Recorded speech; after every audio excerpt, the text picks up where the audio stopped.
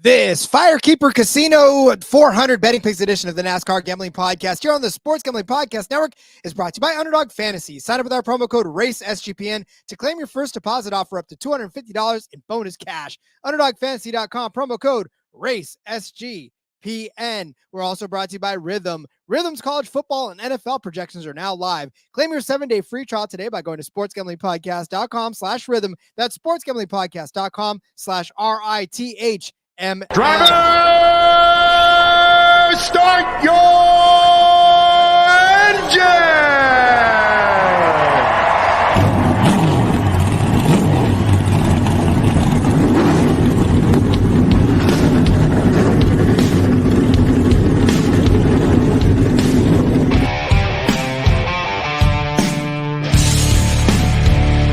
Strap in and pull those belts up tight as the Sports Gambling Podcast Network presents the NASCAR Gambling Podcast. I'll wreck my mom to win a championship. I'll wreck your mom to win a championship. With all the news and the best bets for your NASCAR weekend. It refrains me from not beating the out of you right now because you asked me stupid questions. But since I'm on probation, I suppose that's improper to say as well. If you could talk about racing things, we could talk about racing things. Now, here are your hosts, Rod Villagomez and Cody Zeeb.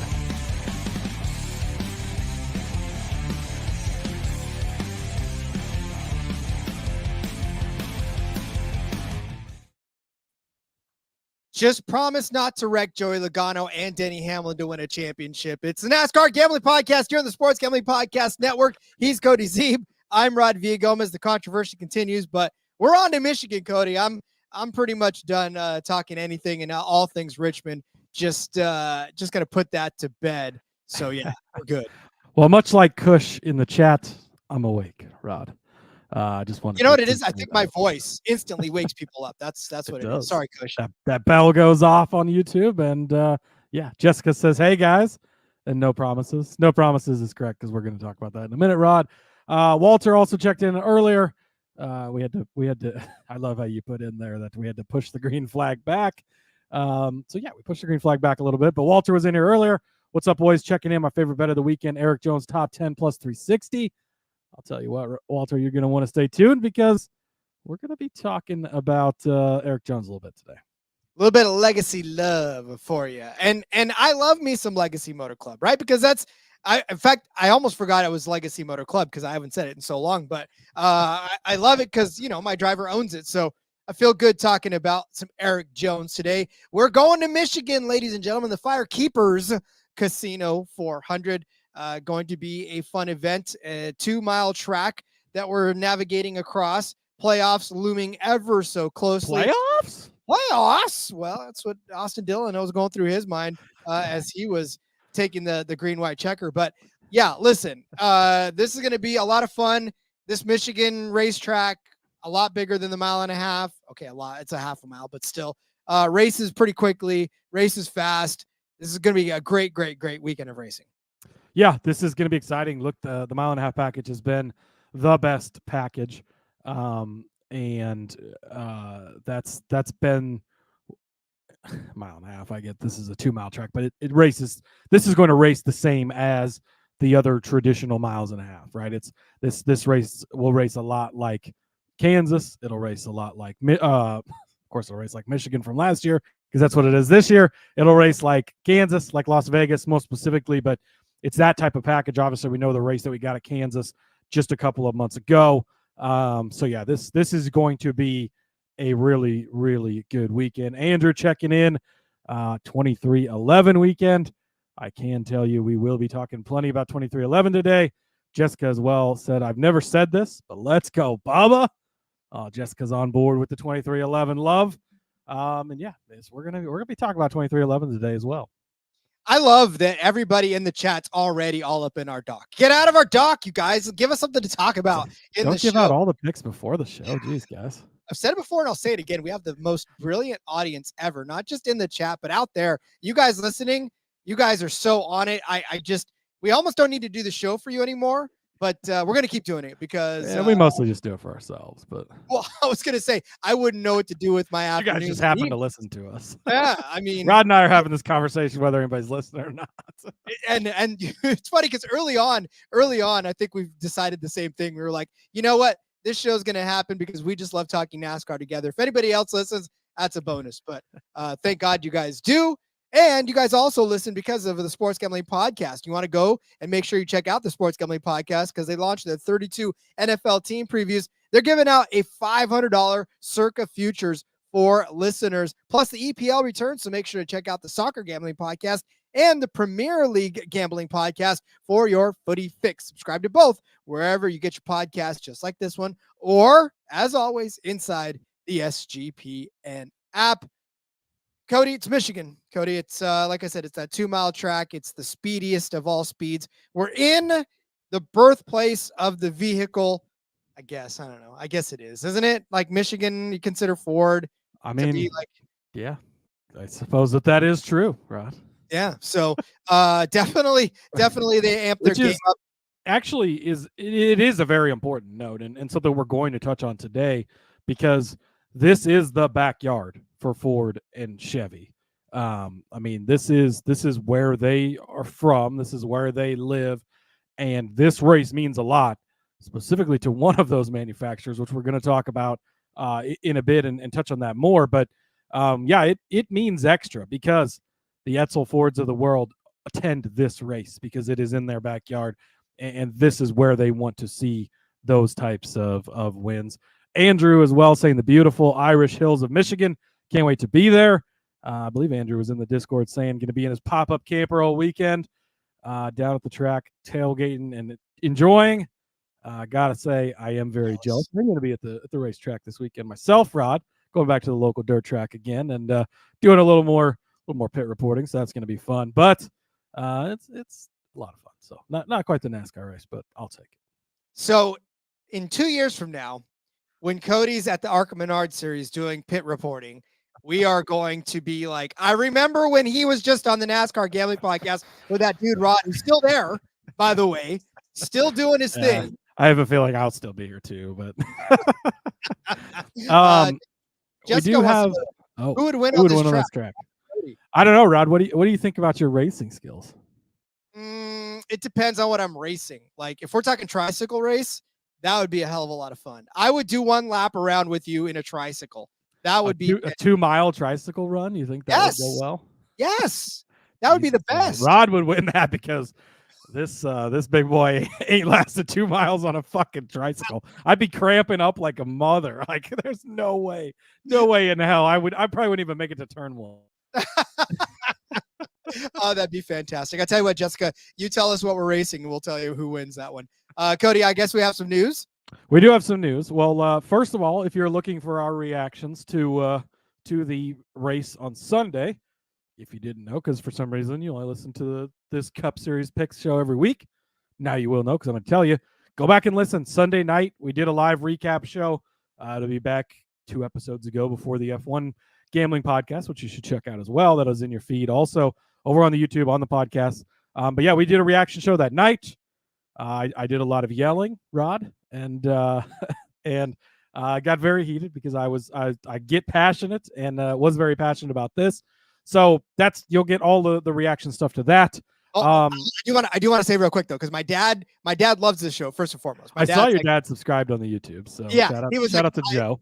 I love this show. I love your show. But he texts me out of the blue. He goes, "Son, what do you think of this Austin Dillion thing?" So I go, "All right, Dad, check this out." I sent him the link to the show, and I said, 1509, you'll hear my take on it. And he goes, "Oh, now I see." So like, I'm telling you right now, I love this, and shout out to you. I love you very much. Yeah, I love having a place to be able to get it out because, like, I mean, watching the race, I'm screaming at the TV. My wife and daughter don't give a fuck. Like, shut up, Dad, you know? And so, like, I come on here and be like, oh, this is how I feel about this. And some people actually care. A lot of you don't agree with me, but that's okay. But to that point, right? Tuesday, a lot of times is when penalty reports come out. Rod, drum roll, please. No penalty report today. Of course, that's basically the news, which not unusual. NASCAR will a lot of times wait until Wednesday to issue a penalty report. Obviously, I'm sure they're still looking at this and reading social media comments and trying to decide how to proceed with this. So I would expect penalties to be released, if there is any penalties, to be released tomorrow. So yeah, we'll talk about that on the Xfinity Series betting show tomorrow, if we know at that point. So there is that. Other news, Rod. This happened this past weekend. It was actually announced Friday. We had already done the show, and then we didn't have time to talk about it Sunday because something happened in NASCAR this weekend that kept us a little busy. But Daniel Suarez and Trackhouse have agreed to a contract extension. A very important note here, through the 2025 season. So only a 1-year extension, but he will be back, obviously, a playoff driver this season. Might be the only Trackhouse driver that makes the playoffs, but he is a playoff driver this year, and he'll be back for another season next year. We know that Pitbull really loves Daniel Suarez. We know that Daniel Suarez brings a fuck ton of money with him. He has got massive, massive partnerships. Obviously, a Mexican driver of Mexican descent, and that brings along with it, Daniel's amigos and all of that. He's got a pretty big fan base that is very appealing to many. So that's why he's continually gotten big rides, right? Gibbs, Stewart Haas, he's been at all the big stops, but he'll be back for another season. So, we still don't know. No charter deal, no news on what SVG is going to be doing next year. We still don't know the Kaulig drivers. We're assuming Trackhouse will get one of those extra charters. Where are we going with this? Obviously, you have people waiting in the wings for the future. Connor, oh geez, I forgot his name now. Connor, who raced in the Truck Series last week. The fuck is his name, Rod? Connor Hall, Connor no, Zillich, Connor Zillich. That's it. Connor Zillich. Yes, there was a lot of Connors in that race. I told you it's the Connor show. Connor Zillich, obviously up and coming in the future. So, Trackhouse, Daniel Suarez will be back for another season, and then one more contract extension that was announced today. Eric Jones, Legacy Motor Club, have agreed to a multi-year extension that will keep him with Legacy Motor Club for the 2025 NASCAR season and beyond. I think this is a very good move by Legacy. Eric Jones is an extremely good driver. I thought there was a chance Eric Jones could return to Gibbs to pilot that 19 car once Truex retires this year. Obviously, Chase Briscoe's going to fill in that car. But Eric Jones is a really good driver. We're going to be talking about him a lot today. We're going to be talking about him a lot in 2 weeks when we go to Darlington for the Southern 500. And I think this is a good deal, at least for the team. The team has not necessarily held up their part of things here lately, but hopefully that will kind of fix itself for Eric as they continue forward with their new partnership here with Toyota, obviously, as they switched manufacturers from Chevrolet last year. Daniel Suarez bringing that pinata money, hot pinata money into this. You know what I love about NASCAR contracts? It's not like NFL contracts where everybody's just trying to outdo the next person. The driver prices through. He's the highest paid driver in NASCAR history. Oh, that driver God. signed? He's now the highest paid driver in NASCAR history. It just never fails. It's every player. It doesn't matter what it is. Yeah, it's never like Jordan Love has 20 games started in his career, and he's the highest paid driver in NASCAR, he's the highest paid driver in NASCAR history. Crazy, Jordan Love. But he's the highest paid quarterback in NFL history. Yeah, but not because he's the greatest quarterback, just because he's the latest quarterback that's signed, and the next guy will get more money. So it's just, I don't know. If everybody is the highest paid, nobody is the highest paid. I guarantee you this much right now. So, good for Daniel, good for Eric, good for Legacy Motor Club. I'm very much, like I said, a big fan. I swear, Cody, I really hope that this team takes a big step forward next year because they need something. I know it was the first year with Toyota. I get it. I know they're probably just getting their feet wet in there, but that's too heavy of an ownership club to not be fielding good cars and legendary numbers, legacy numbers, if you will, to be seeing themselves kind of just going off into the mid pack and back markers. Yeah, absolutely. And I think they've got two solid drivers. I don't remember if John Hunter I think he's locked up multiple years, I believe, but this is two more dominoes to fall in place. Not shocking dominoes. Like we assumed Suarez would be back. I don't think there was any reason to believe Jones wouldn't be back as well, but we'd had reason to believe some other guys would be back and they're not, right? So this is two more dominoes in the silly season falling into place. Not shocking and nothing drastic, obviously, as they kind of remain the same, but but dominoes nonetheless. The 4 and the 2 domino, and there's no double nines, but we'll make double nines. It'll be a special domino that fall. The double 9 domino. All right. Let's get to some Michigan talk, shall we? But let's do that on the other side of this. Let's tell you about Underdog Fantasy. If you go 8-0 in Underdog Pick'em, you can win 325 times your entry. Just getting straight to the good stuff right away. No fluff, no frills. Just go 8-0. It's pretty simple, actually. All right, it's not, but you can do it. I know you guys. I have faith in you. And go win 325 times your entry. Or play fantasy football the right way with Best Ball. Best Ball Mania is live with $15 million in prizes. And Underdog just launched their season-long college football projections, higher and lower, for your favorite college football players. You can also now use specials and boosts on all flexed entries. We're going to give you our favorite Underdog Fantasy plays later on this week in our Underdog Fantasy show and our DFS show. So sign up with our promo code RACESGPN to get started and claim your special pick and first-time deposit offer up to $250 in bonus cash. UnderdogFantasy.com, promo code RACESGPN. All right, so it is, of course, the FireKeepers 400 from the Michigan International Speedway at Brooklyn, Michigan. 2 miles, or 200 laps, rather, on this 2-mile paved track for 400 laps. Cody is obviously making his underdog picks right now. He is no longer on camera. Trying to get him in. I'll tell you what, Rod. They attacked me last week. Big gambling was coming after me. I'm trying to get this damn camera to work. So hopefully the picture's not too bad. Not much to see here. Anyways, but yeah, whatever you said just now sounded absolutely great. That's what everybody listening in the car or wherever they listen to. They're like, I heard something about me making underdog picks. So I was doing that as well. You're probably making underdog picks right now. If anybody listens to me at 1.5 speed, I'm sorry. I swear to God, I'm sorry. I don't know how people can do that. I've tried that a couple times on podcasts. It just sounds like people talking really fast. So you can't really know what they're saying. I'm like, wow, jeez. I already talked too fast for everybody. It's just not good. So one thing before we get to Michigan, Walter wants to know Cody, how did you enjoy your trip to Boston? Yeah. If you're follow me over on the X, which you should be at Husker_Zeeb. I did have a quick work trip to Boston this weekend. Where we went to the Sam Adams Brewery, and boy, they did it right and treated us well. Took us to a Red Sox game. Got to meet Jim Cook, the founder of Sam Adams. Got to meet your cousin from Boston. If you've seen the Sam Adams commercials, which your cousin from Boston. So that was a pretty cool thing there too, and did all the Freedom Trail stuff and got to see so much history. Man, a lot of the country started there. So was a really good trip and fun trip. Drank a lot of fucking beer, which is always a fun time. And so it was great. Thanks for asking, Walter. I appreciate it. Love it.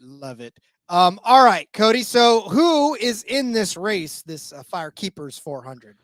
Yes, there is drivers in this race, Rod, and 36 cars are entered. So just your chartered cars, which means really we just have the 2 question mark cars every week. Cody Ware is in the 15 car again.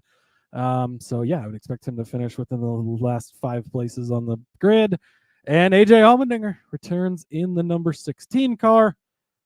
And that's it. Nothing, not really much of an exciting entry list for the Cup Series this week. Now Xfinity Series, which we'll get to tomorrow, there's a lot of people on a lot of notables on Bob Pockrass's entry list. So that's always fun because it makes it fun. Wait, am I seeing Rod and Cody in tricycles on that Xfinity list? Oh, Cody, buddy.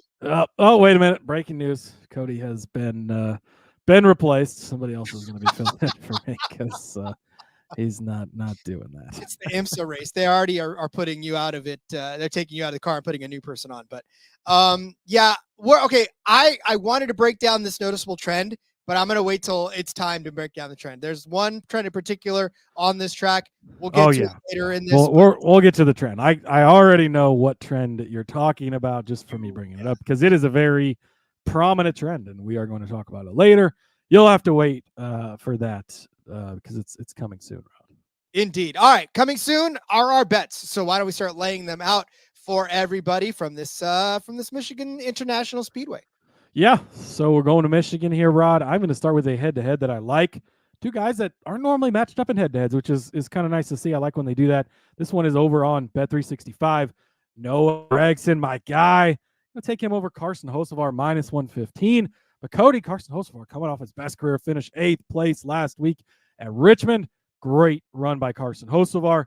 Dude is a baller, right? 3 top 10 finishes for him this season, I believe now, in that Spire equipment. Of course, we know Corey LaJoie's never even gotten one outside of a super speedway. He has done really, really well in that car. And that's all wonderful and great. And I think he's going to have a fine weekend this weekend. But Noah Gregson is going to be next level, Rod. That's what I'm looking at. So to go back and you look, I tossed in some bigger tracks in this. Also tossed in the more comparable 1.5 miles. So looking at them head-to-head this season. Indianapolis, the most recent big track we had, right? Also a 2-mile track, shaped a little differently, obviously. Runs a little differently, obviously. So not a direct comparison by any means, but from a horsepower aspect, from a size aspect, it is similar. Noah Gregson, 9th place finish. Nice, strong top 10 for him. Carson Hocevar, not bad. 12th place, right there, hanging with them. So you do like that. You go to Charlotte, the last 1.5 mile track that we were at, 38th place for Noah Gregson. He was out of the race very early. Hard to really get a measure on there, but notable that Carson Hocevar only finished 21st. At the greatest of days from him there. While he did beat Gregson, obviously, Gregson didn't have the chance to finish the race. So Hocevar finishing 21st helps me pick against him a little bit here. And then you go to Kansas, which Kansas is going to be the most comparable track. It's sometimes referred to as mini Michigan because these tracks are extremely similar. Kansas is 1.5 miles. Michigan is 2. So it's bigger, obviously, but they race very much the same way. And you see a lot of the same people who are good at Kansas are good at Michigan and vice versa. So at Kansas, Noah Gregson, 9th place finish. Another strong top 10 run for him. Carson Hocevar, 24th place, not quite as good. Texas, I threw on here just to talk about it. 1.5 miles, but much less comparable. It still is a 1.5 miles, but it's flatter. It doesn't race as much like this. Carson Hocevar did actually get the top 10 finish here with the 10th place. Gregson was 18th, so if you want an argument towards the Hocevar side, that's about the best one I could find for you. But then Las Vegas, the next most comparable track, very similar to Kansas, just a little bit more different than Michigan, but Kansas and Vegas are the 2 tracks you want to look at the most when you're looking at Michigan. 6th place for Noah Gregson there, 19th for Carson Hocevar. So on your similar comp tracks in Vegas and Kansas, 6th place for Gregson at Vegas, 19th for Hocevar, 9th place at Kansas, 24th for Hocevar. Really, these weren't even close. Yeah, Gregson's results have been mixed a lot here lately, but shorter tracks, we're going back to these bigger tracks. He's had the success on these. I'm leaning this week much. Now, we always talk about momentum, and I think that it does play in a little bit for sure in some cases, and you can use it, but I'm leaning much more into what have you done for me on the similar tracks, on the bigger tracks, than what have you done for me lately as much. So I know that Hocevar had a great run last week. That's all good and fun. But Gregson should be back and show up well at this style of track where he's done really well at. And Hocevar probably going to have a decent day. I wouldn't be surprised if he's, battling for a top 10 even at the end of the day. Just think Gregson's going to be a little bit better and maybe a little higher than that. So give me Noah Gregson over Carson Hocevar, minus 115 on Bet365. I have more to say about Carson Hocevar later. I agree with you on the second half of what you just said leading into that. So, but I do still think that mine can still go and yours can still go, because I believe that if Gregson does find his way into a top 10, it'll be a hell of a day for him. And I think he can, find his way even closer to maybe, I don't want to say top 5, but I would say that he's definitely going to finish somewhere within the realm of the top 10, which is where I believe this next guy is going to do it as well. But I will talk about that in just a second, as well as my first bet. But I want to tell you about Rhythm. Football season is here, and the college football and NFL models are now live on Rhythm. Create your own winning betting model or let Rhythm do the heavy lifting for you. You decide what stats matter most to you. Rhythm's going to build a custom model around that, or just let Rhythm and its predictive model do the heavy lifting. Rhythm uses AI projections from MIT data scientists. Rhythm already has you covered for NFL Week 1 and college football Week 0. So claim your 7-day free trial today by going to sportsgamblingpodcast.com/rhythm. That's sportsgamblingpodcast.com/RITHMM. Circa Sports is back with Circa Survivor and Circa Millions, giving away $16 million in guaranteed prizes. Just imagine the regret that you're going to feel If you win your office survivor pool, but you didn't even bother to enter the Circa Survivor contest, don't do that to yourself. Don't ever put that on yourself. Don't put that evil on you, Ricky Bobby. If you don't have a trip booked for Las Vegas yet before football, Ultimate Contest Weekend's a great time to go out and hang with Ryan and Sean and enjoy some of the open bar events of the greatest sports book in the world, August 22nd through August the 24th. Use promo code SGP15 to save 15% on your hotel room for sign-up weekend. Sign up in person at Circa Sports between now and September 7th. Use a proxy to play from anywhere. We even have a deal with a proxy. Go to proxy.footballcontest.com to save you $50 with promo code SGP. So I'm starting off with a head-to-head myself. I'm going to, and if you are a Ty Gibbs truther, this is the time. I'm giving you ample time to earmuffs. I'm just giving you earmuffs right now. Oh boy. Here goes Rod against the Ty Gibbs fan. They're already in the chat, Rod. CUITY checking in. Many of the Ty Gibbs fans want Chris Gale to go. And do you know why that is, Rod? I think you're about to tell us. I'm about to tell you exactly why, because this sophomore slump is real. Here's the thing, guys. You love Ty Gibbs. Everybody loves Ty Gibbs. There should be a show that called Everybody Loves Ty Gibbs. And I know there's a show called Everybody Loves Chris. Everybody loves Raymond. I don't know, but everybody loves Ty Gibbs. You know who doesn't love Ty Gibbs? Anybody betting on him lately. Starting from Sonoma, 37th at Sonoma, 25th at Iowa, 16th in New Hampshire, 23rd at Nashville. He got a third place at Chicago. Yay, street course. Yay, all kinds of chaos and rugged stuff, whatever. 27th at Pocono, 23rd at Indianapolis. We thought, hey, yes, guess Richmond is a place where you can turn it around. 22nd at Richmond. I'm telling you now, ladies and gentlemen, the sophomore slump is real. He's only got 9 top 10 starts and 23 starts. His average finish, 15.4. There is just, and you could tell me, hey, look, Rod, he's run well here at Michigan before, right? 10th place finish and 11th place finish. I get it. I know Ty Gibbs is fully capable of doing exactly that. However, it's been almost Iowa or Sonoma was in June. It has been almost 2 full calendar months that he's actually had anything resembling a great finish other than Chicago. And I don't really count Chicago because, that's exactly it.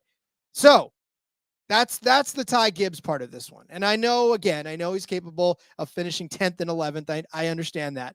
But you got to look at Bubba Wallace since Nashville, right? Actually, let's look at it since Sonoma, okay? Sonoma, 20th place finish. I know it's not the greatest, but as we documented, it's definitely better than 37th. Iowa, 17th. Still not a fantastic finish, but guess what? Better than 25th. New Hampshire, 34th. That's the one time that Gibbs was able to get him there. Nashville, 7th place finish, better than 23rd. Chicago, 13th. Oh, wait. Okay, he got him again on that one. But Pocono, 10th place. We know that's better than 27th. Indianapolis, 5th. Richmond, 4th. This playoff bubble has started to go like this. Ty Gibbs was here, and now it's starting to go like this. Bubba Wallace was right there. Now he's starting to go like this. Bubba's team is red hot right now. This is an opportunity for Bubba Wallace to gain some serious ground in the playoffs race. These 23-11 guys want to get in it. We know Ross Chastain, he's close, right? Ross Chastain is right there on the bubble as well, but they'd love to get both of their drivers in, and the only way to do that is if they can get Bubba Wallace in. Bubba Wallace on this track, he had a 2nd place finish in 2022, 18th place finish in 2023. It's not been the greatest of all tracks for him, but I will say, thanks to our buddies over there at iFantasyRace.com, in terms of next-gen total speed rankings on this track, you will find the names of Denny Hamlin. You will find the names of Martin Truex Jr. And right underneath both of those, Bubba Wallace with an average speed ranking of 5.5. He's fast on this track. Where does Ty Gibbs fall on that? 13th in those couple of races on this track. So look, I'm just saying that lately it seems like Bubba's been a lot more red hot than has been Gibbs. So Wallace over Gibbs, -110. You can find that over on Bet365. Just sorry, Ty fans. I love him too, just not this week. Yeah, it's pretty hard to argue this one. I'm going to make a strong case for Bubba here in a bit.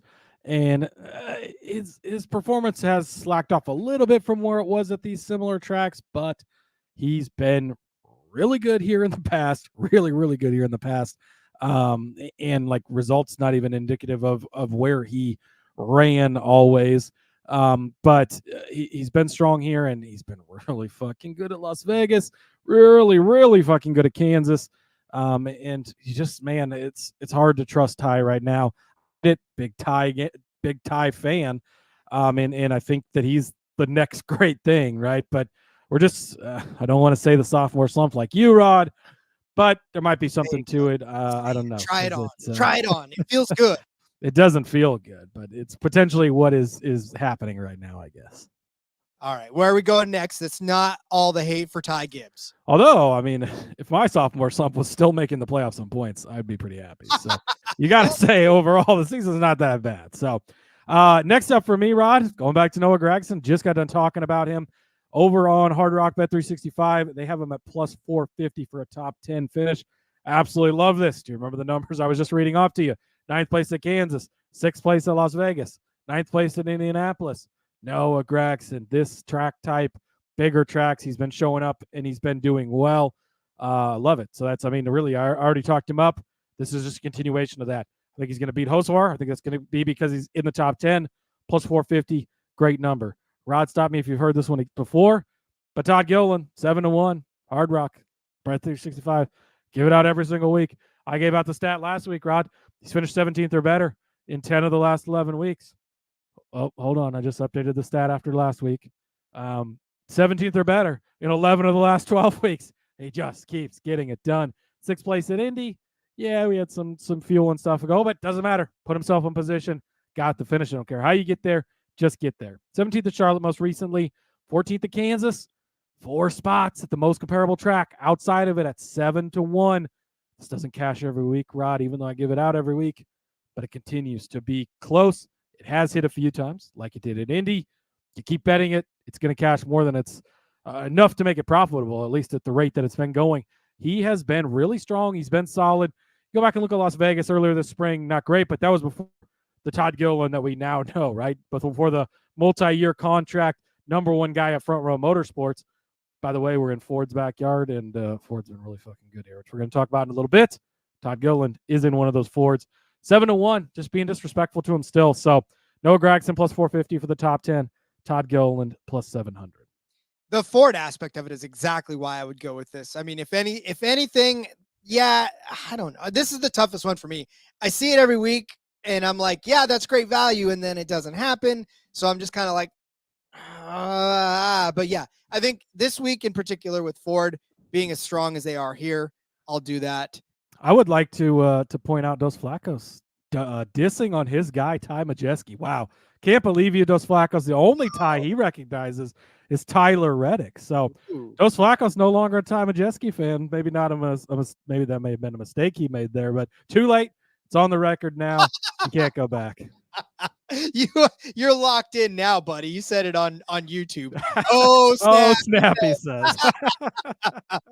Well, I mean, listen, this is why you can't put it on public record. If you got to be careful what you say. Speaking of putting it on public record, we're going to talk about it where you just talked about Carson Hocevar.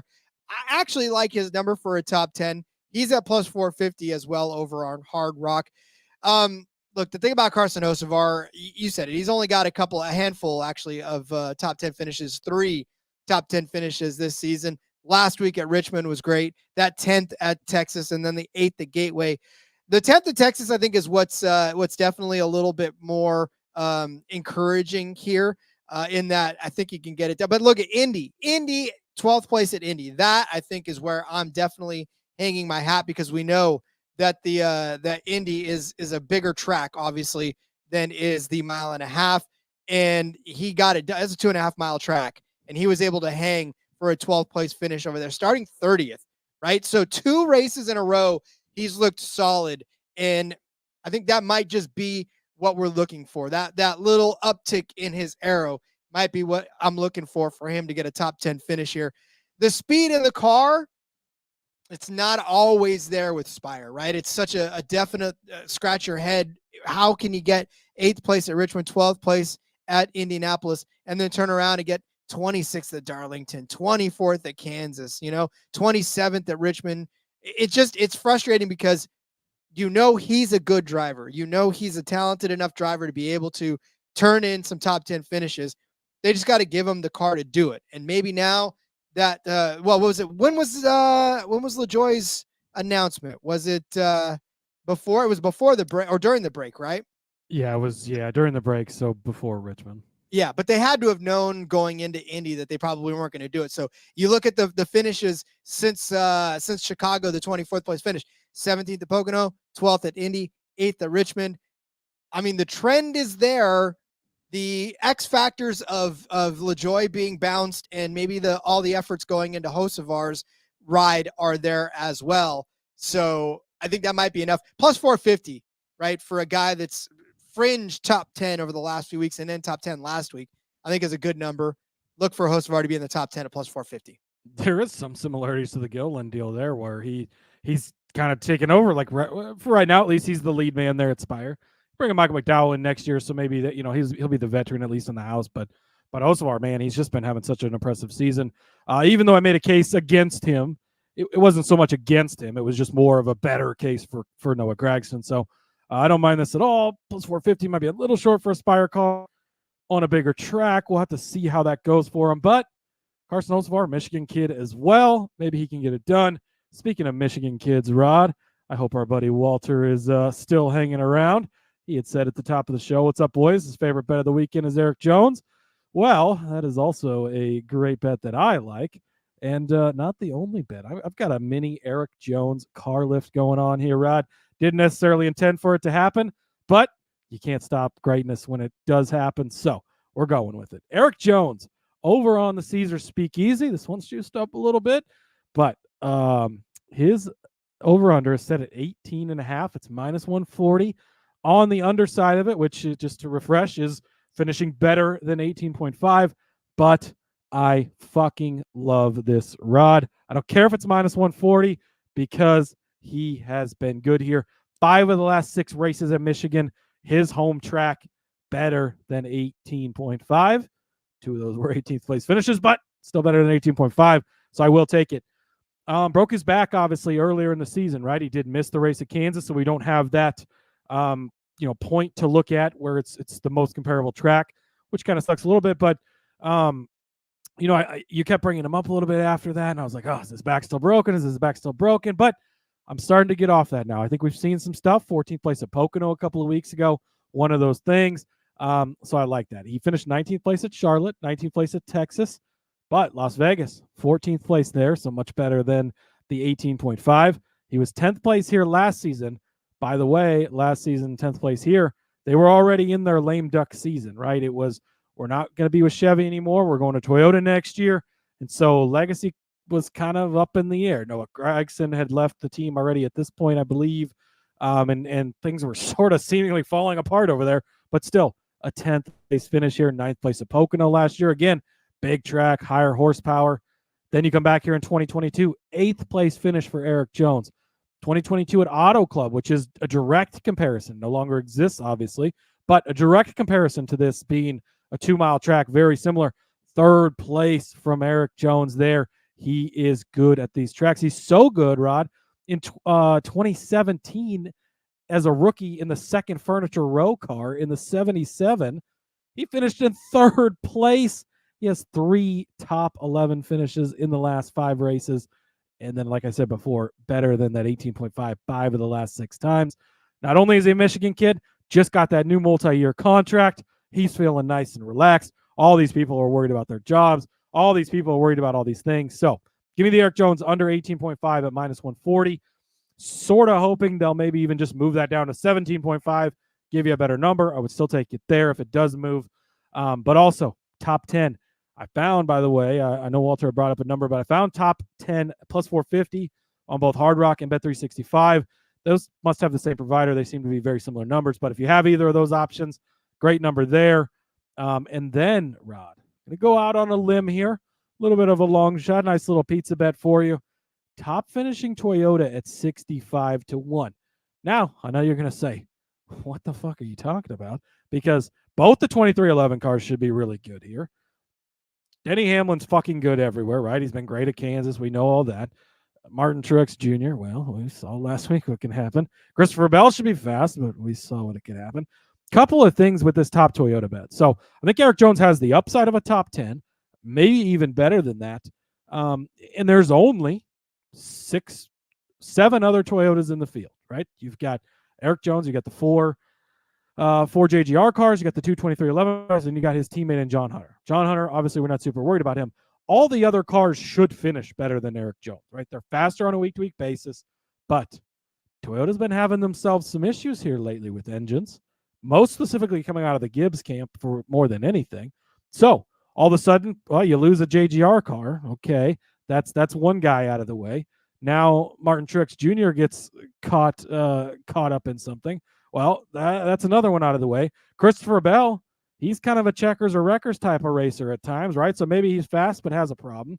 Tyler Reddick should be really fucking good here, which we're going to talk about in a little bit. But, well, he had a pit road issue last year and went from 2nd place to 18th place. So you're going to need a lot of help, obviously, for this to happen. But there's only 7 other Toyota cars in the field at 65-1. If he's already going to be in the top 10, we saw 11th place cash the top finishing Ford last week. And there's more than 7, 8 Fords in the field. So I think it's worth a sprinkle there. So Eric Jones, mini car lift, under 18.5 on Caesars at -140, top 10 plus 450, top Toyota 65-1. Dos Flacos would like me to pass over whatever I'm smoking. It's been a long 3 weeks and he needs it. You show me another show that spends 7 minutes on Eric Jones, and I will show you a one on the top of the charts. This is how committed we are to the Eric Jones Legacy Motor Club love here on this show. It's not even the Southern 500 yet, Rod. Wait, come back in 2 weeks. You think I'm talking a lot about Eric Jones now? Oh, I'm gonna be all up and over. I'm creating that show document right now and putting him in there so you can't take him. I'm just clipping out that 7 minutes, and we're just gonna everything I just said. Repeat that. Add on that he's even better at Darlington, and we'll replay that in 2 weeks. Indeed. All right, my next bet is Joseph Logano. I look at it. He's red hot. This dude is riding. He's steaming. He's pissed off. He's got cheated out of a win last week. So I'm going to go with a top 5 for Joey Logano. That's the ceiling that I think for Joey Logano as a top 5. I would love to try to take him as a top 3 or to win this race. But I definitely, again, Fords, we're going to talk about later, the whole dominance of Ford, and Ford is going to show big here, and Joey Logano is going to be a big part of that. And look, Joey Logano, 27 races on this track for Joey Logano. He has 18 top 10 finishes, 8 top 5 finishes. He's bounced back and forth in the last 5 races. He had an 8th place finish in 2020, top 5 in 2020. They ran 2 races here in 2020. So in the first one, he started on the pole, led 18 laps and finished 8th. In the second race of 2020, started 13th, finished 5th. Bad day. He was on the DVP clock in 2021, ended up finishing 33rd in that particular race. Got taken out in a pretty big wreck on lap 188 that kind of ruined his day. But Joey Logano inside of the top 10 at the end of stage 1, and not necessarily at the end of stage 2, but 6th, 7th place at the end of stage 1 in that race. So still had a shot. 4th place in 2022 after starting 4th, started in 6th in 2023, ended up 14th. But again, we know that Joey Logano has been on kind of a mini tear now. Almost had the opportunity to win that damn race last week. Just Austin Dillion, send it and pray away from being able to do that. So look back at some of his finishes this season so far. He had a 9th place at Vegas, which we were talking about, kind of the most comparable. He started on the pole in that particular race, though. Top 5 at Gateway, 6th at Iowa, 1st at Nashville, 5th at Pocono.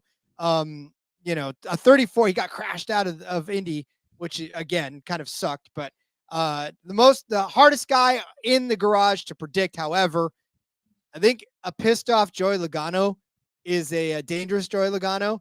And if he's going to try to stay out on all 4 tires that are threading, that gaslight's going to be on. He doesn't care.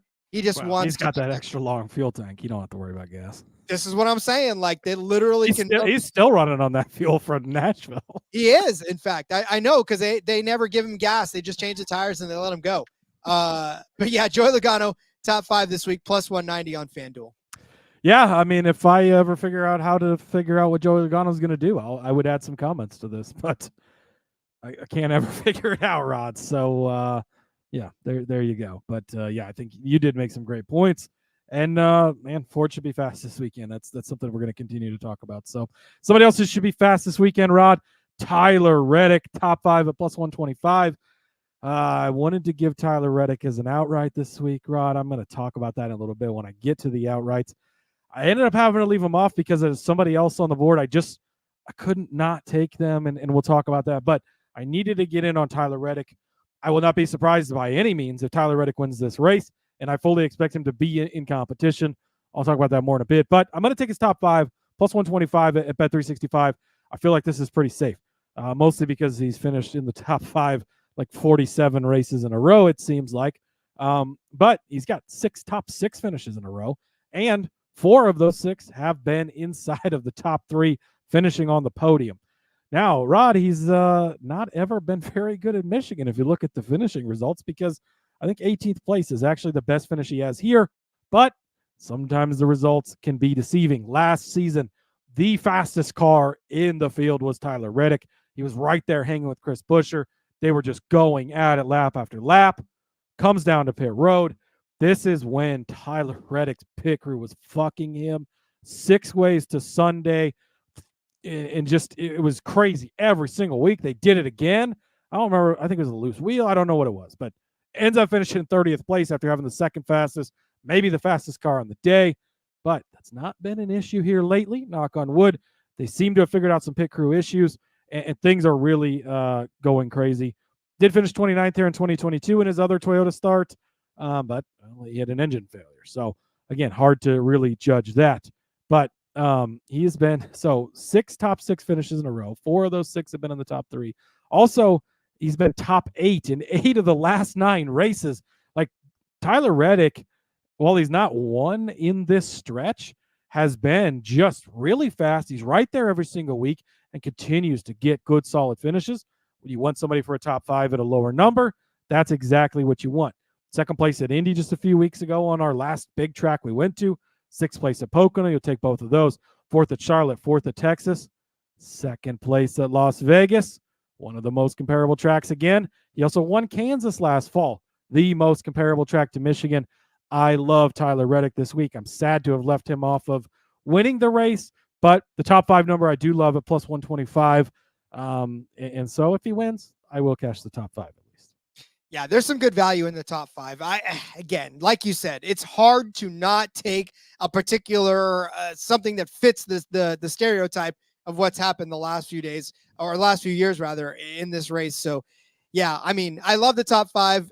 Top 3 is so hard. I didn't take any top 3s this week because I feel like the difference between a top 3 and a top 5 sometimes is just. And how many times do we get, especially in the truck series, this happens a lot. We give out a top 3 and they'll finish 4th or 5th, and you're like, God, you just got a little bit extra greedy and you miss it.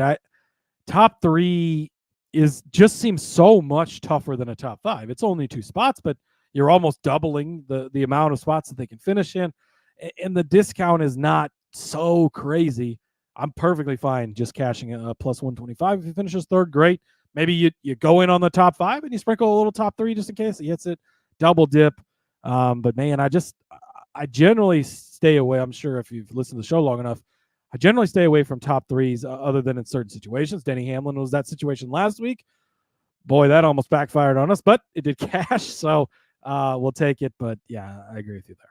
I mean, if it's like the truck series and you've got a handful of drivers that are all making up the top 5 each and every week, then you could play around with top 3 numbers. But this series, you can't do that. That's too much parity at the top to be able to do that. So this is why. ADK going back to Joey Logano. I think he used it all on his pit lane. Oh, yeah, that's it. Sick burn. Too soon? Too soon? I don't know. Sick burn out. All right. I'm going to go with a top 5 of my own. I'm going to take Chris Buescher as a top 5, plus 275 on this. I start by making the point that our friends over there, iFantasy Race, Ryan's got the Michigan NASCAR Next Gen Total Speed Rankings. I suggest you click on that. Chris Buescher tied with Kyle Busch for 6th on that list which is just outside of Ross Chastain. Ross Chastain sits at 8.5 at average speed rate. Chris Buescher, 9th on that, tied with Kyle Busch. Look, this has not necessarily been the bestest of seasons for one Chris Buescher, and I know that we expected a lot better out of him. But he's had some decent finishes, some top 5 finishes. Finished 5th at Loudon, finished 5th at New Hampshire, finished 3rd at Sonoma, 2nd at Kansas, 2nd at Phoenix, and then 7th at Bristol. Las Vegas was a bad crash for him. Obviously, we know that he is the reigning champion of this race. He did finish 1st here last year, 52 laps that he led in that after starting 4th. He started on the pole in 2020 as well. So he's been fast on this, right? A 15th place finish in 2021, 16th in 2022. But that was before the RFK that we know that's competing and winning races and finishing inside the top 10 and fighting for top 5s. I'm a little bit disappointed last week. We didn't get to see that Keselowski and him finish inside the top 10. However, they did finish right back and forth, right back to each other. Again, he drives a Ford, right? That means something in this particular race. It doesn't always mean stuff, but it definitely means something in this race. I didn't realize that I started to get a little Ford heavy toward the end of this, but I got a Chevy and a Toyota in there, but definitely another Ford to finish inside the top 5. Like I said, Chris Buescher, this is probably going to be one where he finishes 7th, but I didn't like his top 10 number. It definitely wasn't worth taking. So I'm going to just hope for the best, hope that he remembers how to get around this track from last year when he won this one. And all I need him to do is get inside the top 5. Almost 3-1. That's a really good number for the guy that won the race last year to try to just get a top 5 finish here this year. Yeah, I just have not been able to figure out Chris Buescher here lately. But as we noted talking last week, obviously it didn't pan out in the race, but he's had some pretty decent finishes quietly here lately. So I expect RFK to be fast. And spoiler alert, going to talk about his teammate here in a little bit. So speaking of Chris Buescher and the Ford that he is running in, Rod, Ford, we've kind of danced around it all day to get to this point. This was the statistic. Rod, they won last year. They won the year before. But wait, there's more. They've won not 3 in a row, not 4 in a row, not 5 in a row. Sorry, LeBron, not 6 in a row, not 7 in a row, not 8 in a row. 9 NASCAR Cup Series races in a row at Michigan Ford has won. But Rod, what about a couple of years ago when Ford was just sucking ass and nobody was going to do plus 425 he gave out on the show? Nobody was going to win here. Oh, sorry. Hello, Kevin Harvick. Gets the win out of nowhere. Nobody saw it coming. Holy shit, Ford is fucking good here. This is in Ford's backyard. Ford cares about this race more than any other race on the entire season. Ford absolutely loves the race at Michigan International Speedway. They have recently. They always have. They win here a lot. Greg Biffle used to fucking dominate this place in the 16 Ford for Jack Roush. And it's been 9 different winners. Well, not 9 different winners, but it's a lot of Kevin Harvick in there. There's a lot of Kevin Harvick. 5 of those are Kevin Harvick. But Chris Buescher last year, Harvick in 22, Ryan Blaney did in 21, Harvick, Logano got one in 19, Harvick, Clint Boyer even won here in a Ford in 2018. Like, that is what this track can do. So yeah, there's a lot of Kevin Harvick in there, but Ford is just really good here. Plus 220 on the Hard Rock. I was hoping for a little bit of a bigger number, but I still think that it's worth it because there's so many Fords in this race, and you could pick 1 or 2, which I'm going to do. But I'm also picking some other guys, and again, much like Phil does on his Full Tank with Phil show, you can pick your manufacturer bet, and then you can build around it with the other manufacturers. And as far as betting on the outrights, you're kind of covered in both ways. This covers you if it's Keselowski. This covers you if it's Buescher again. This covers you if it's Logano's week. This covers you if it's Blaney's week. This covers you if it's Austin Cindric. Okay, just kidding. Maybe not. Todd Gilliland gets his win, right? Any of the Stewart-Haas cars get it done. This covers you for all of the Fords, plus 220. Even if you come into this race thinking, there's just like, who's going to, but really, I mean, all those Fords can win because they've been winning here lately and they've been running good. Blaney's been having a hell of a season. Logano's looked good lately. Keselowski's looked really good. Buescher's been up and down, but he's had some solid runs. He just won here last year. All of these guys could win. You don't have to pick one this way. And Rod, they've won 9 times in a row at Michigan. 9 times in a row. It's absolutely insane. Ford fucking loves this track and loves this race. So Ford to win, plus 220. I think I heard your mic drop. That was essentially what that was. And you're right. I mean, it's 9 wins for Ford. It's crazy. It's just unreal to think of, especially in this day and age of, everybody going out and being super competitive as they are now. Again, Kevin Harvick, a lot to do with that. I don't think that 4 car is going to find its way back to victory lane, but if it does, my next bet has you covered on that one. Winning car number under 19.5. I cannot believe this one is at plus money. I do not believe that this one's at plus money. Why? Because if you look at all of the Ford drivers, a vast majority of them that have a chance to win this race underneath that number. The only one that I'm really scared about outside of this is Joey Logano sitting outside of there. I'm definitely not really, Michael McDowell, Todd Gilliland, Ryan Preece, they may finish top 10. They may finish top 5. I don't think they're going to win this race. And then Justin Haley sitting out there as well. But under 19.5, the Fords you get in that, Austin Cindric. If Austin Dillion winning last week makes you believe that anybody can win a race, Austin Cindric is your guy in the 2 car that could win this race. Then you get the 4 car that if it's on autopilot and it decides it just wants to win because that's what the 4 car does at Michigan, you get you some Josh Berry. You also get Brad Keselowski, who we've definitely talked about before, to win this race. You get Noah Gragson, who could mess around and win this race on accident as well. You got Chase Briscoe, who probably won't win. You got Cody Ware, who definitely won't win. But you also get Chris Buescher in that one too. So you get some pretty heavy hitters under that 150. Oh, but wait, that's just the Fords. Guess what Chevys you get? Ross Chastain. You get Austin Dillon, who just won last week. You get Kyle Larson. You get Kyle Busch. You get Chase Elliott. You get Denny Hamlin in that that thing. Look, I forgot even to mention Ryan Blaney in that 12 car. Look at, and then you get Martin Truex Jr. Whatever, but even still, like that is he still racing around? I thought he was retired. He's been retired since 2 years ago. He just forgot to tell everybody, and his Android's been out there on the track ever since. But he had that little nice comeback where he had a couple of long shots for us, and then slipped right back into retirement. Yeah, well, and he's gonna go completely into retirement over the course of. But anyways, plus 150 for under 19.5. I don't know why it's plus money. Go take it now because that is a lot of heavy hitters in there. I know that James Rowland says hope to see the 23 Toyota in victory lane, but he got a good feeling about Blaney this week. Hang tight on that one, James. Well, hang tight on both of them because you've obviously been looking at the dock. By the way, if you're a local Nebraska listener, head out to Eagle Raceway Saturday night. James Rowland's going to be in the booth calling the action. I'm going to be on pit road reporting. So shout out to our buddy James for that. All right, Rod.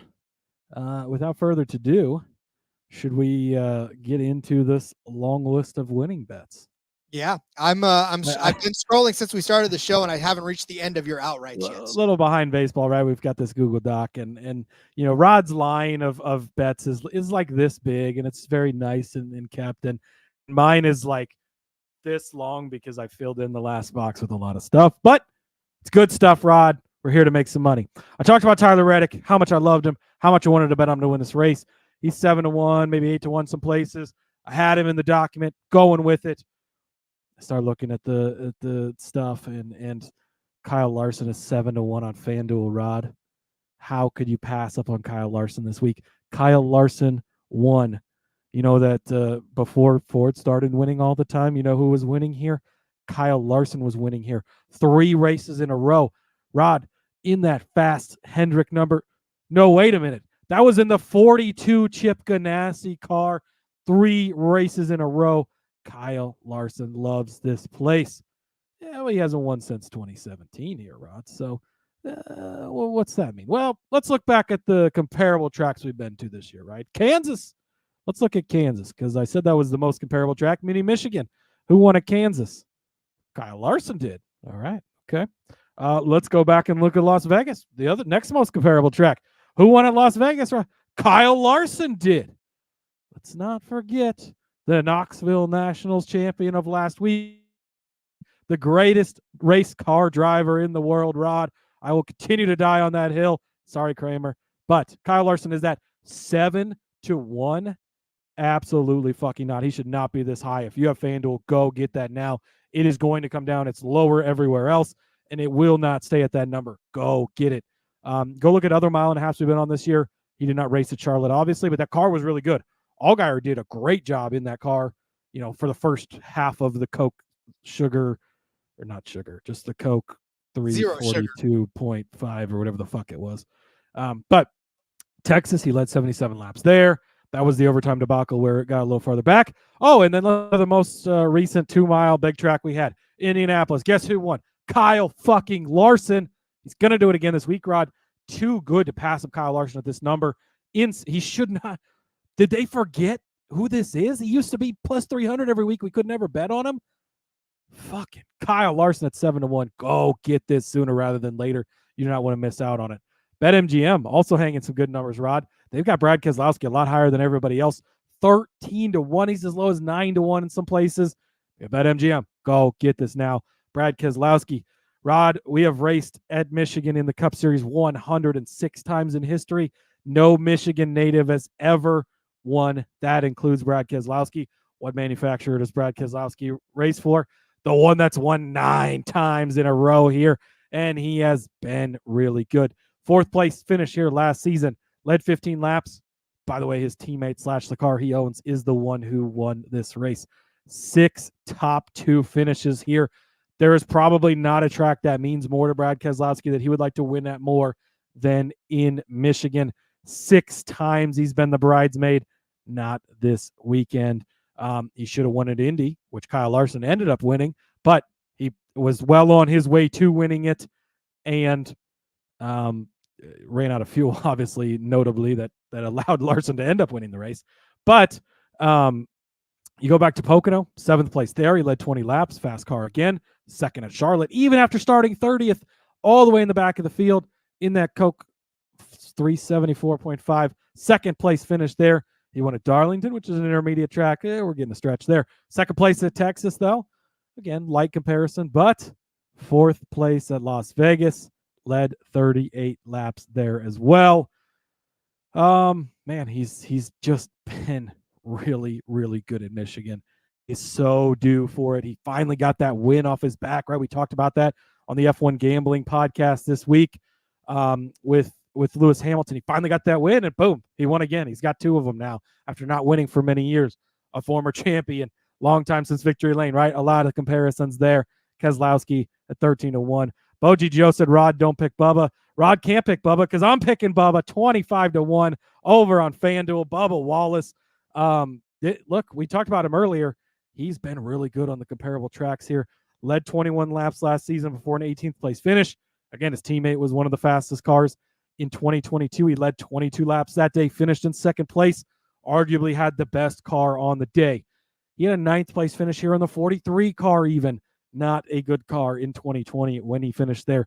He's great at Kansas in the past, has one of his 2 career victories there. Of course, he just led 26 laps at Indy a couple of weeks ago, where he finished in 5th place. He was 7th at Texas.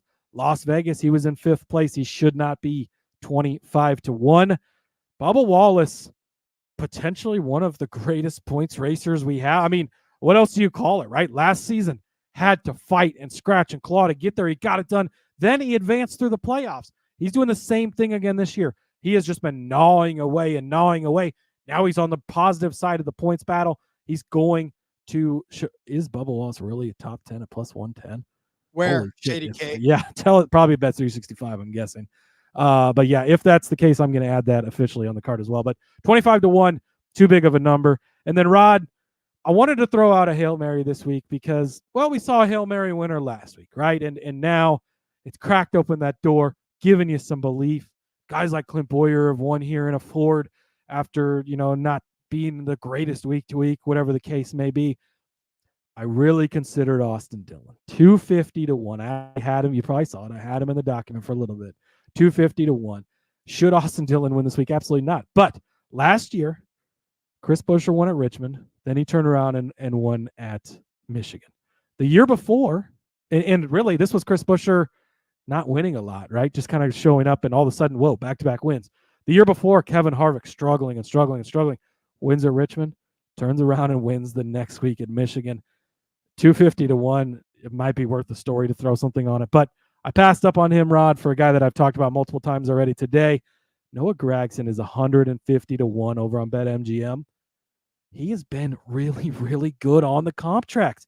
6th place finish at Las Vegas, 9th place finish at Kansas. What if he's running 6th place, 9th place late in this race, and we get one of these late cautions that just happen to find their way to us? Last week, we had 1 caution for cause, and it was with 2 laps to go. What if Noah Gragson gets it done? 150 to 1. All right, Rod, I know I've been talking for a long time. One more pick for you.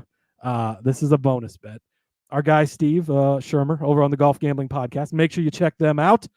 He's all in on Scotty Scheffler this week. He said Scotty Scheffler is going to win. Caesars, conveniently, offering Scotty Scheffler to win the FedEx, whatever the fuck, this weekend, plus Kyle Larson to win this race, plus 29.10.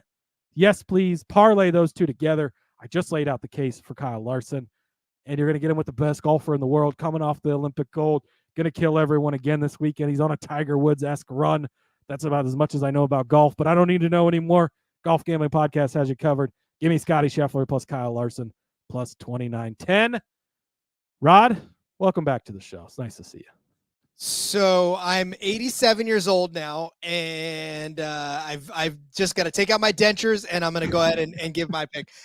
No, listen, I love the D-Gens only parlay. Those come for the NASCAR, stay for the golf. And honestly, too, the Olympic golf was kind of crazy.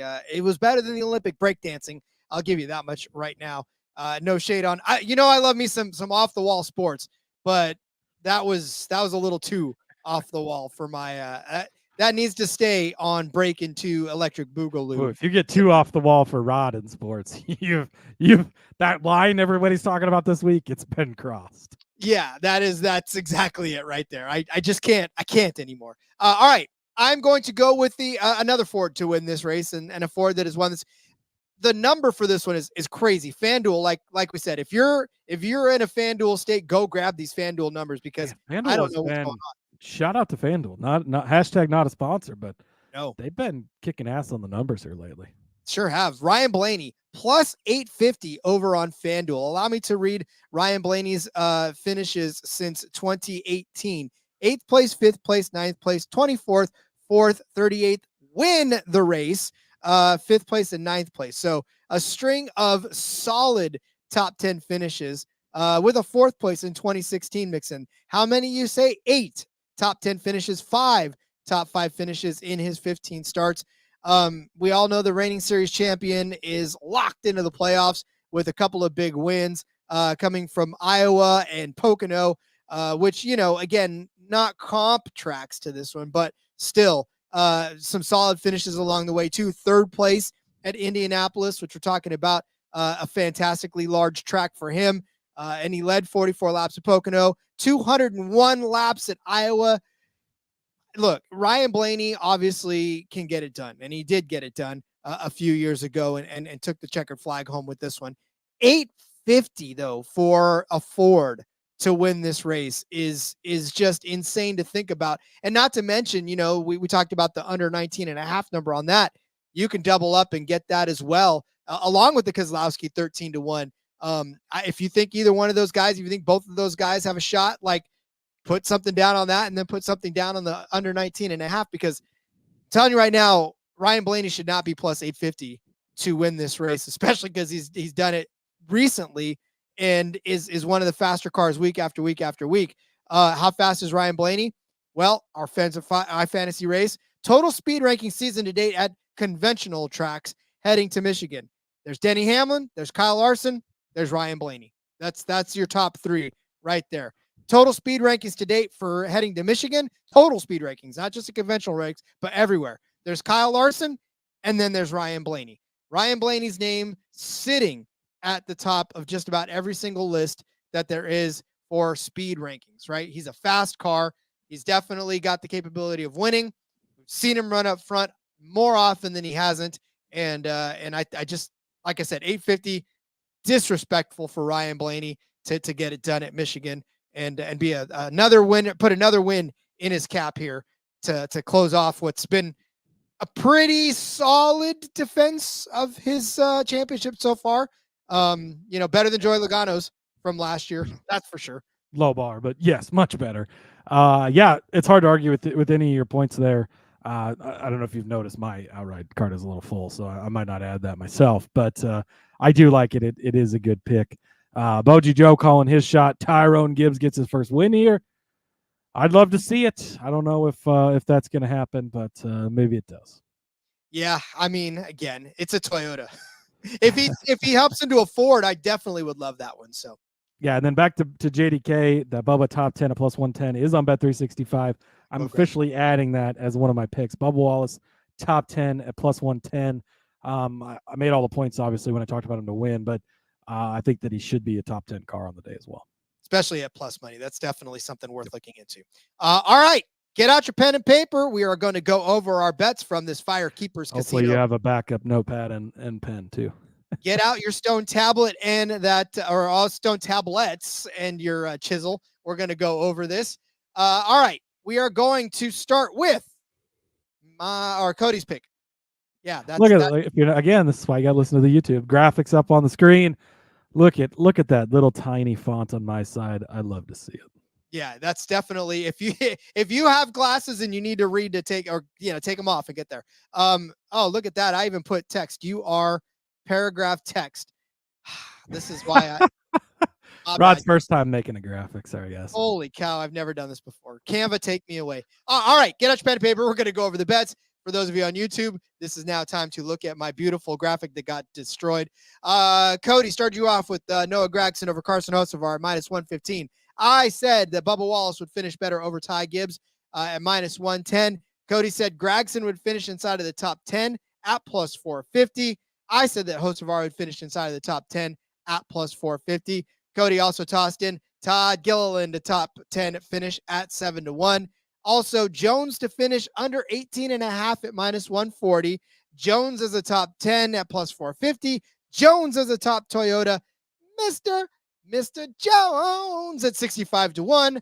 I said that Joseph Logano would be a top 5 car at plus 190. You could probably just go ahead and stop the show there because I sung to you and you definitely did not deserve that. Sorry. Tyler Reddick for Cody as a top 5 car at plus 125. Chris Buescher for me as a top 5 car at plus 275. Cody said Ford would win at plus 220. I said the winning car number would be under 19.5 at plus 150. And then Cody gave you Kyle Larson at 7-1, Keselowski at 13-1, Wallace at 25-1, and Gragson at 150-1 to win. While I said that Ryan Blaney would be a good bet at plus 850. Whew. That is the end of that. And then, of course, JDK saying what everybody's thinking. That was awful, Rod. It was. And I get paid to do that for a living. So that's what you guys get. Well, we all have our thing. So there you go. Yeah, that was it. Remember, I'm 87 now. So I can't really sing as much as I could when I was 48. So we're all good to go here. Similar to Jimmy Johnson, just not what it was in the 80s as it was in the 40s. When I've won 5 championships in a row and I had to hang it up and come back, yeah, it's not the same. It just doesn't feel the same. It's not the same, guys. So I'm sorry. I will never sing Mr. Jones to you again. Well, maybe Rod will sing tomorrow. You never know. I'll be singing tomorrow, Rod, because you know what? We've got Xfinity Series picks.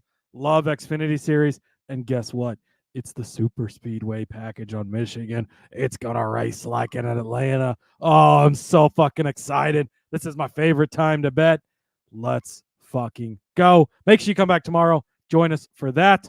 F1 Gambling Podcast made its return. It's over in your NASCAR Gambling Podcast feed now, as well as on the YouTube in the NASCAR channel there as well. So make sure you subscribe to the YouTube. Go check that one out. Talked a little bit of futures during their summer break here. Going to be back the rest of the season, so we are excited for that. And, yeah, we'll see you tomorrow for the Xfinity Series picks. In the meantime, Rod, follow me on the X. That's this all that to try and say this. Follow me on the X at Husker_Zeeb. See you tomorrow. Gotta love Cody. Boji Joe saying, sing Tool to us, Rod. Listen, I am just a worthless liar. I am just an imbecile. And I, of course, am found on Twitter at RJ Villagomez. Link in the bio, everything I got going on, whether it's here. Check out the Back Road. I got some stuff coming up in a couple of weeks to have some fun with them. SVG top 5 in the what you call it. I love it. Join us for Xfinity tomorrow, where Cody will have his own separate show, and then we'll come together and talk about one or two picks. I may allow Rod a pick or two. We'll see. One. That's a pity pick too. So if you want heavy on the Cody Zeeb next week or tomorrow, the show's for you. Until then, everybody, love you so much. Thanks for hanging with us. We'll see you tomorrow. Let's go racing and let it ride.